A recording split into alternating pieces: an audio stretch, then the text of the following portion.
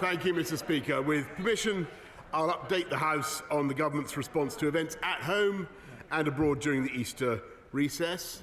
I will come to Ukraine in a moment, since I've just left a virtual meeting with President Biden, President Macron, Chancellor Scholz, and 8 other world leaders. But let me begin in all humility by saying that on the 12th of April, I received a fixed penalty notice relating to an event in Downing Street on the 19th of June 2020. I paid the fine immediately, and I offered the British people a full apology. And I take this opportunity on the first available sitting day to repeat my wholehearted apology to the House. As soon as I received the notice, I acknowledged the hurt and the anger. And I said that people had a right to expect better of their Prime Minister. And I repeat that, Mr. Speaker, again in the House now. Let me also say, not by way of mitigation or excuse, but purely because it explains my previous words in this House, that it did not occur to me then or subsequently that a gathering in the Cabinet room just before a vital meeting on COVID strategy could amount to a breach of the rules. I repeat, that was my mistake, and I apologise for it unreservedly. I respect the outcome of the police investigation, which is still underway. And I can only say that I will respect their decision-making and always take the appropriate steps. And as the House will know, I have already taken significant steps to change the way things work in Number 10. And it is precisely because I know that so many people are angry and disappointed that I feel an even greater sense of obligation to deliver on the priorities of the British people and to respond in the best traditions of our country to Putin's barbaric onslaught against Ukraine. Our Ukrainian friends are fighting for the life of their nation, and they achieved the greatest feat of arms of the 21st century by repelling the Russian assault on Kiev. And the whole House will share my admiration for their heroism and courage. Putin arrogantly assumed that he would capture Kiev in a matter of days. And now the blackened carcasses of his tanks and heavy armour litter the approaches to the capital on both banks of the Dnieper and are smouldering monuments to his failure. Having pulverised the invaders' armoured spearheads, the Ukrainians then counterattacked, and by the 6th of April, Putin had been compelled to withdraw his forces from the entire Kiev region. Britain and our allies supplied some of the weaponry, but it was Ukrainian valour and sacrifice which saved their capital. I travelled to Kiev myself on the 9th of April, the first G7 leader to visit since the invasion, and I spent 4 hours with President Volodymyr Zelensky, the indomitable leader of a nation fighting for survival who gives the roar of a lion-hearted people. I assured him of the implacable resolve of the United Kingdom, shared across this House, to join with our allies and give his brave people the weapons they need to defend themselves. When the President and I went for an impromptu walk through central Kiev, we happened upon a man who immediately expressed his love for Britain and the British people. And he was generous enough to say, quite unprompted, I should reassure the House, I will tell my children and grandchildren they must always remember that Britain helped us. But the urgency is even greater now because Putin has regrouped his forces and launched a new offensive in the Donbass. We knew this danger would come. And when I welcomed President Duda of Poland to Downing Street on the 7th of April and Chancellor Scholz the following day, we discussed exactly how we could provide the arms that Ukraine would desperately need to counter Putin's next onslaught.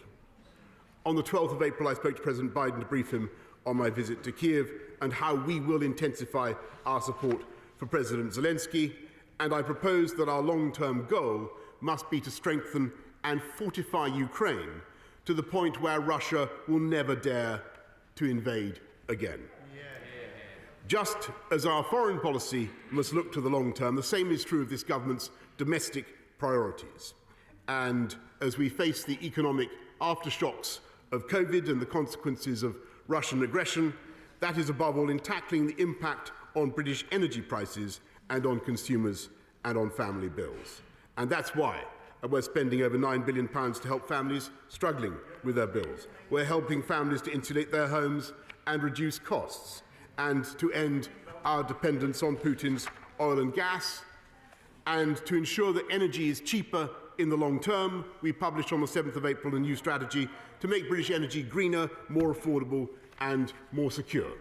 We will massively expand offshore wind, and in the country that split the atom, we will build a new reactor not every decade, but every year. This government is joining with our allies to face down Putin's aggression abroad while addressing the toughest problems at home, helping millions of families with the cost of living, making our streets safer and funding the NHS to clear the COVID backlog.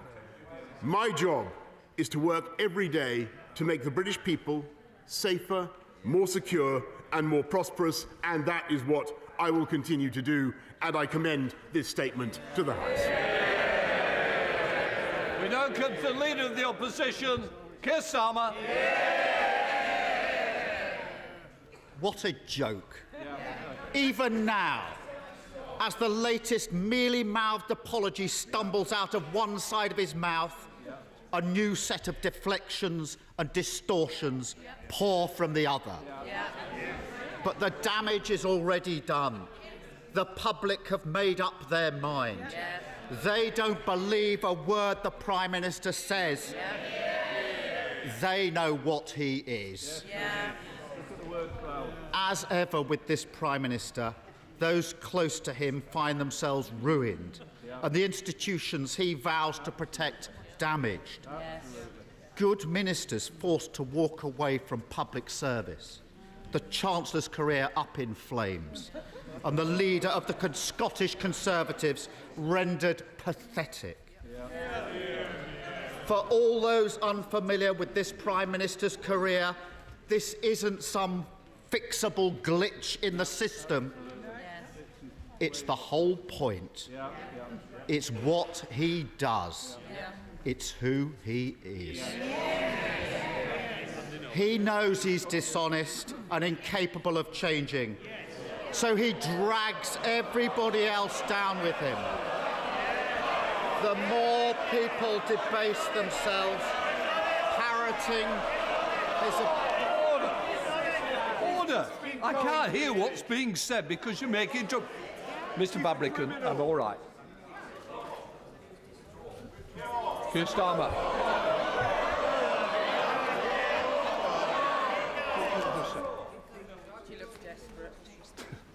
What I would say is I think the leader said dishonest. I don't think that's an appropriate word to be.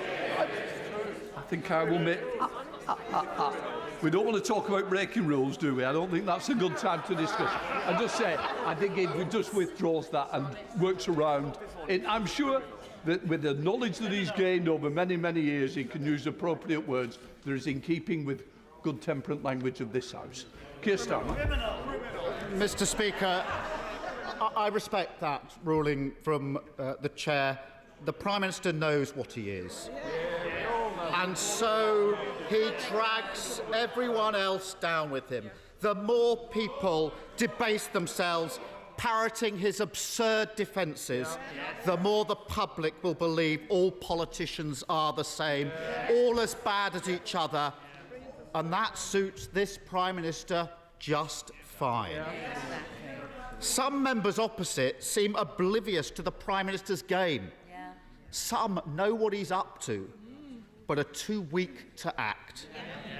But others are gleefully playing the part the Prime Minister cast for them. A minister on the radio this morning saying it's the same as a speeding ticket. No, it's not. No one has ever broken down in tears because they couldn't drive faster than 20 miles an hour outside a school. Don't insult the public with this nonsense. But, Mr. Speaker, as it happens, the last minister who got a speeding ticket and then lied about it ended up in prison, and I know because I prosecuted him. And last week, we were treated to a grotesque spectacle. One of the Prime Minister's loyal supporters accusing teachers and nurses of drinking in the staff room during lockdown. Members opposite can associate themselves with that if they want. But those of us who take pride in our NHS workers, our teachers, and every other key worker who got us through those dark days will never forget their contempt. Plenty didn't agree with every rule the Prime Minister wrote, but they followed them nonetheless. Because in this country, we respect others. We put the greater good above narrow self-interest, and we understand that the rules apply to all of us. This morning, I spoke to John Robinson, a constituent of the member for Lichfield. I want to tell you his story. When his wife died of COVID, John and his family obeyed the Prime Minister's rules. He didn't see her in hospital. He didn't hold her hand as she died. Their daughters and grandchildren drove 100 miles up the motorway, clutching a letter from the funeral director in case they were questioned by the police. They didn't have a service in the church. John's son-in-law stayed away because he would have been the forbidden seventh mourner. Doesn't the Prime Minister realise that John would have given the world to hold his dying wife's hand, even if it was just for 9 minutes? But he didn't, because he followed the Prime Minister's rules. Rules that we now know the Prime Minister blithely, repeatedly and deliberately ignored. After months of insulting excuses, today's half-hearted apology will never be enough for John Robinson. If the Prime Minister had any respect for John and the millions like him who sacrificed everything to follow the rules, he'd resign. But he won't, because he doesn't respect John. He doesn't respect the sacrifice of the British public. He is a man without shame. Looking past the member for Lichfield and the nodding dogs in the cabinet, there are many decent, honourable members on the benches opposite who do respect John Robinson, who do respect the British public. They know the damage the Prime Minister is doing. They know things can't go on as they are. And they know it's their responsibility to bring an end to this shameful chapter. Today I urge them once again, don't follow in the slipstream of an out-of-touch, out-of-control Prime Minister. Put their conscience first. Put their country first. Put John Robinson first. And remove the Prime Minister from office. Bring decency, honesty and integrity back into our politics. And stop the denigration of everything that this country stands for. Thank you. Sir William, Prime Minister. Mr. Speaker, I apologise once again profusely to John Robinson, to all those who lost loved ones, particularly those who suffered during the pandemic. And Mr. Speaker, in my statement I have tried to explain why I spoke to the House as I did. The Right Honourable Gentleman has chosen to respond with a series of personal attacks on me, and I understand why he does that. But I think and I understand that, Mr. Speaker, but I think it would have been a good thing if, in the course of his remarks, he had addressed some of the issues that I mentioned, not least the crisis in Ukraine, with the impact that that is having on the livelihoods of everybody in this country. And it is to address that that this government will get on with our job, Mr. Speaker. It is to focus on the needs of the British people. And when he talks about nodding dogs, Mr. Speaker, I'd remind the House that there was a certain nodding dog who sat nodding in the previous Labour shadow cabinet, Mr. Speaker, that would happily have installed the honourable member for Islington North and made, I think, a disastrous mistake in the security of our country at a very difficult time. This government will get on with the difficult job of taking us through the aftershocks of the COVID pandemic, leading not just this country, but I think the world in our response to the violence that we're seeing in Ukraine. I must say that I renew my apologies. I renew my apologies to John Robertson, to families up and down the land. But I think the best thing that we can do now for this country as politicians is not to indulge in personal abuse of the kind that we've heard and to get on with our jobs. Sir William Cash.